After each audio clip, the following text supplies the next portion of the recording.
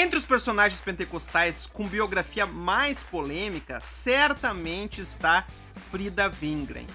Uma mulher esquecida por muitos na história das Assembleias de Deus, mas também reverenciada por tantos outros. Morreu no hospício ou morreu em casa?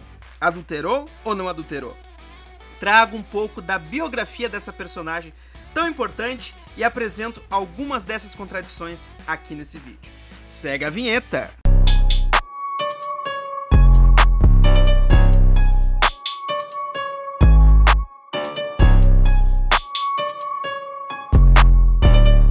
E aí, curiosos do passado, tudo bem com vocês? Aqui quem fala é o Prof. Thiago Kiefer.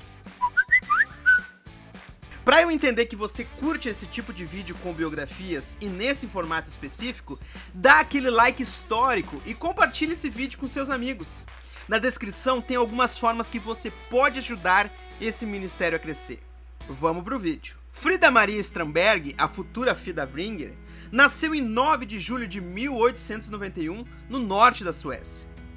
Originalmente, Frida fazia parte da Associação Evangélica da Pátria, um movimento dentro da Igreja Luterana da Suécia.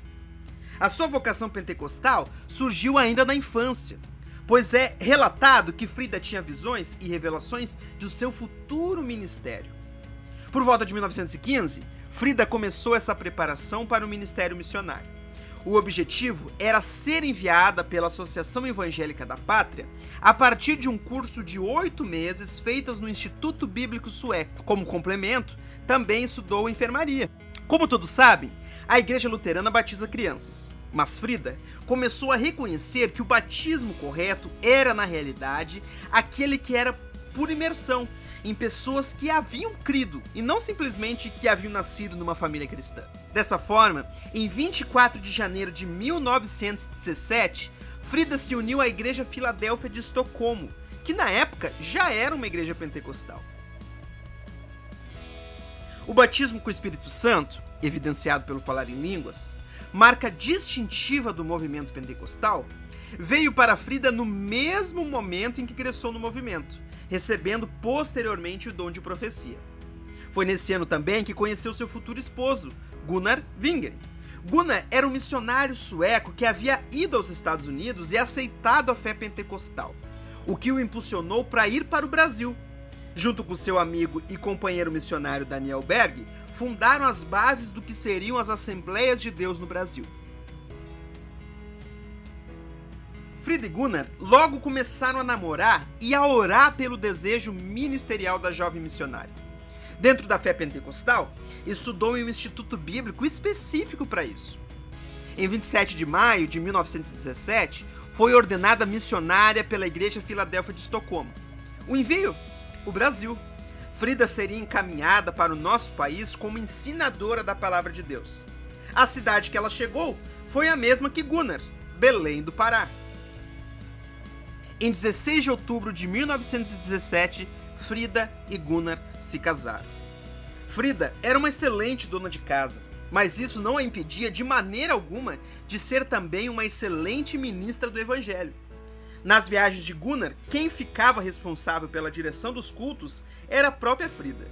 Sua atuação se dava tanto no serviço social, mas também na condução dos cultos, na pregação do Evangelho e na produção teológica das Assembleias de Deus. Por exemplo, Frida foi uma das principais redatoras do jornal Boa Semente e posteriormente do Som Alegre e do Mensageiro da Paz, todos órgãos oficiais das Assembleias de Deus.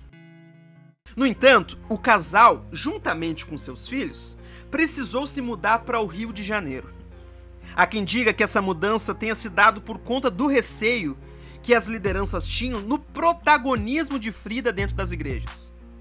No Rio de Janeiro, porém, Frida continuou tendo esse protagonismo, pois evangelizava a cidade, fazia leitura pública em todo o início de culto, pregava na ausência de Gunnar e ministrava muitos estudos bíblicos. Seu protagonismo, inclusive, gerava divergências com seu próprio esposo.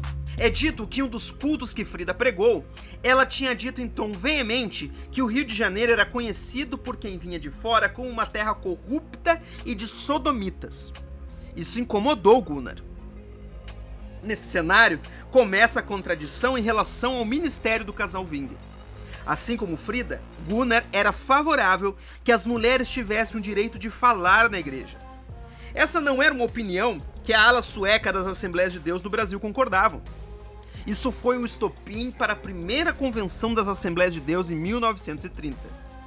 A convenção decidiu que para as mulheres cabia apenas o direito de orar, dar testemunho, manifestar dons espirituais, testificar em suas casas ou em casas particulares e administrar a palavra onde, veja bem, não houvesse pastores competentes. Frida, obviamente, não aceitou isso. No entanto, a única arma que ela tinha contra a decisão da cúpula da igreja eram seus escritos.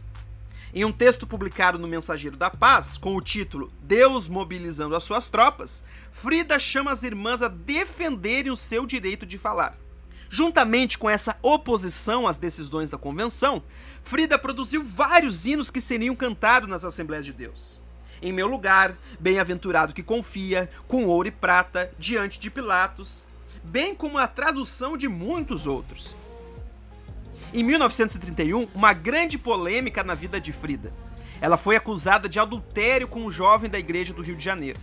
Não há provas sobre se esse adultério aconteceu ou não, e a bibliografia ela é divergente nas opiniões que dão sobre o caso.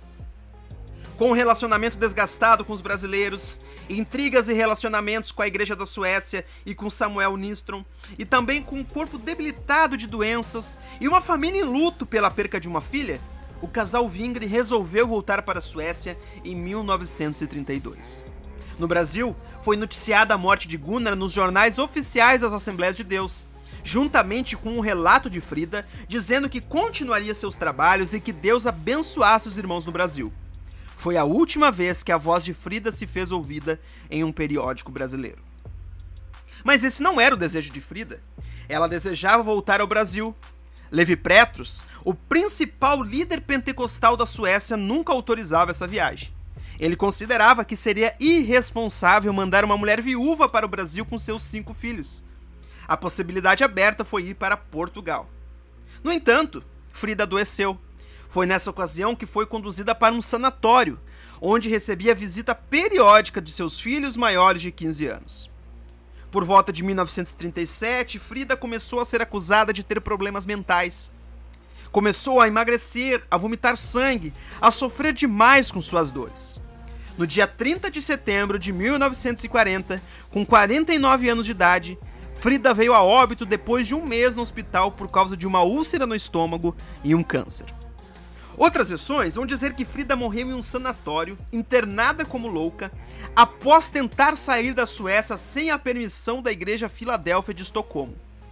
A mesma contradição de versões diz que Frida não foi citada em nenhum momento pelo jornal Mensageiros da Paz após a sua morte, enquanto outros vão dizer que o artigo Descansando no Senhor de Nilstrom faz essa menção. E aí, gostou dessa história? O que você achou dessas contradições? Em qual versão você acredita? Coloque aqui nos comentários o que você pensa sobre essa história. Quer aprender um pouco de forma panorâmica sobre a história do pentecostalismo, começando lá em Topeka, no Kansas, e chegando naquela pentecostalização das igrejas tradicionais? Aqui na descrição há um curso de história da igreja sobre o assunto. Valeu!